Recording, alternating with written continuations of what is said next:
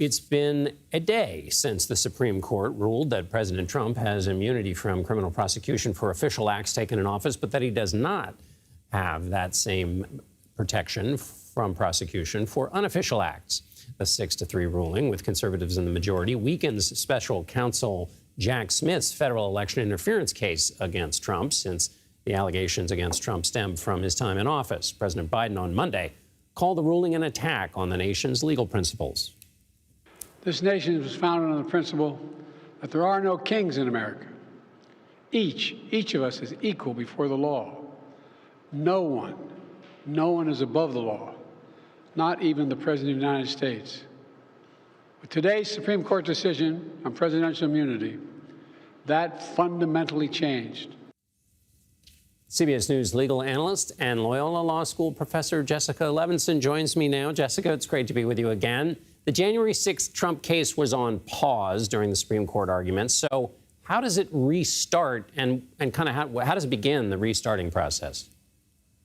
Well, it goes back to Judge Chutkan, and she has the fairly unenviable job of now sorting through the complaint and determining what looks like an official act, what looks like an unofficial act. And those are the only acts that can go forward. One other thing to remember from what we talked about, John, last night is that you can't even use, under the majority's opinion here, evidence of official acts in order to try and prove criminal liability for those unofficial acts. And one more thing that Judge Chutkan has to do, let's remember, this wasn't the only decision involving Trump and that January 6th case. There was another case involving somebody else involved in January 6th, one of the rioters. And in that case, the Supreme Court said that federal prosecutors had gone beyond the scope of an obstruction statute that Trump is charged under in this January 6th case.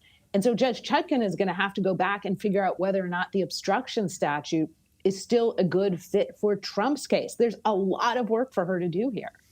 And when she's making this determination about official and unofficial, is that done in the abstract, or is evidence brought to bear from the prosecutors and anything like that? This is such an important question because there will be evidence, there will be briefing, and there will likely be an evidentiary hearing. And John, that will be the closest to a trial that we will get before the election. And depending on who wins the election, it might be the only other criminal case that goes forward against the former president. But she's going to make this determination not in the abstract. She's going to hear from both attorneys, and then she's going to put on evidence, and she's going to make that determination based on the guidance from the Supreme Court. Does this look like something that the Constitution or a statute gives the president authority to do, or does it look like something a private citizen is doing? Wow, so a whole bunch of new information is going to come out. Let me ask you about the former President Trump is trying to have his New York City conviction overturned because of the Supreme Court ruling. I gather that he will claim immunity because some of the checks or some of the falsified records were falsified while he was in office. What do you make of that argument, and is it likely to fly relative to what the Supreme Court said? I don't make much of it. And let's remember that actually a federal judge already looked at this because former President Trump's team tried to get that New York State case removed up to the federal court. They thought they might get a better jury, I believe, in federal court. And so a federal judge already looked at those actions and said, I'm not seeing anything that looks like an official act. Now, of course, that was before the Supreme Court came out with its opinion yesterday. But I still think based on that reasoning, it's hard to see that signing a check is an official act. The other thing is there was a lot of other evidence in that New York case. So I think there's a good argument to be made that even if there was one piece of evidence that should not have been admitted, and again, I don't think we're there, but if we are, then I think there's a good argument to be made that we could consider that harmless error and that the verdict should still stand.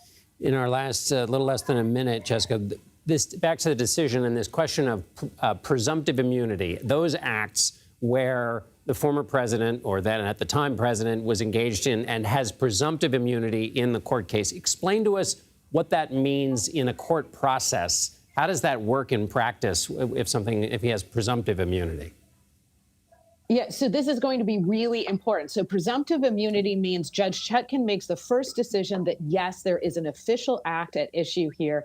And at that point, it then becomes the prosecutor's burden to say, it is not a serious intrusion, I'm paraphrasing a little bit, but a serious intrusion into the ability of the executive to function if we allow this charge to go forward. It's a very protective standard that says it is something where the prosecutor's really going to have to show there's no question that whoever is the president, they can still do their job, or a former president. It wouldn't intrude into the executive's ability to function if we let this particular charge go forward. Jessica Levinson, a pleasure as always. Thank you for helping us get through all that.